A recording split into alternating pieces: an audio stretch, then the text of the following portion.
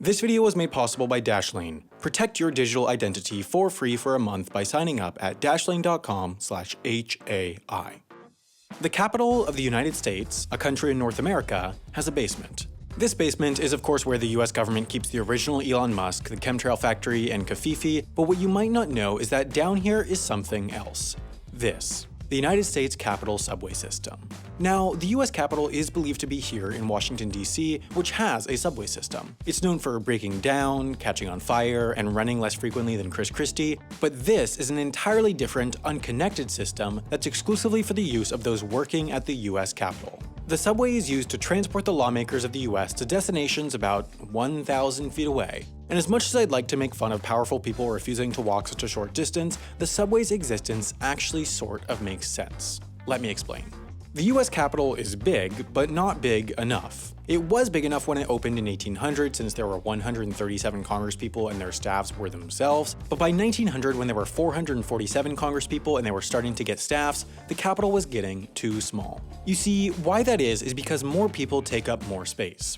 Today's Congress is made up of 535 lawmakers who each have an average of 45 staff members. Now, not every congressional staffer works in DC, many work back in the district that the congressperson represents, but still, with 535 lawmakers and dozens of staffers each, they just can't all fit in the US Capitol. It's 1.5 million square feet, which granted is large, but the nearby DC Convention Center, for example, is 60% larger, and the largest building in the world, the New Century Global Center in Chengdu, China, as a totally arbitrary comparison, has as much floor space as 13 US capitals.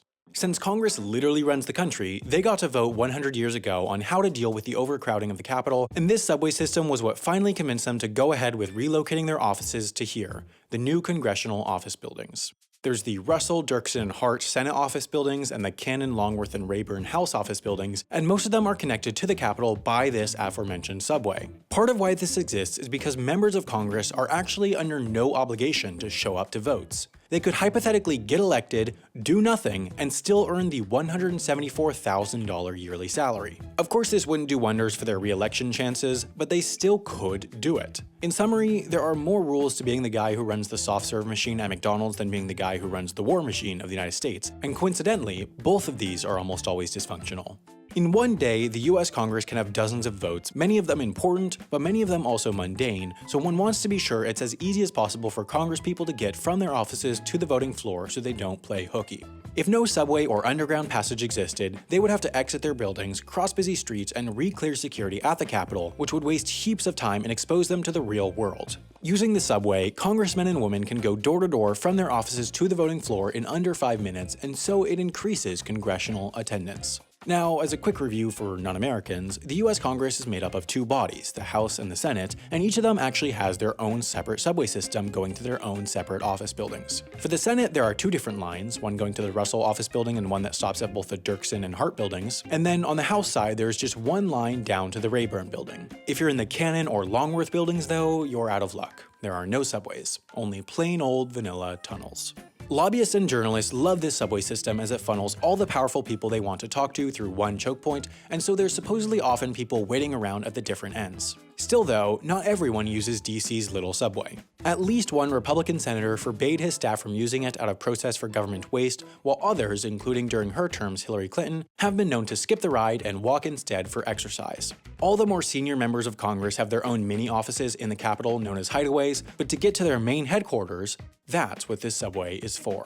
So let's say you're a US politician and you have your own email account. You're not supposed to, but you do, and you want to make sure it's not hacked by, say, Russians. The best way for you to do that would probably be to use Dashlane, because Dashlane is no longer just the password manager it once was. It's now a holistic online identity protection platform. It monitors the dark web to see if your email or passwords are up for sale. It gives you alerts if any of the websites you use have had security breaches. It even has a built-in VPN that makes browsing on unsafe public Wi-Fi safe. They have too many amazing new features to talk about here, so just be sure to try them all out for free for 30 days at dashlane.com/HAI. Then, once you're ready to upgrade to premium, use the coupon code HalfAsInteresting to get 10% off.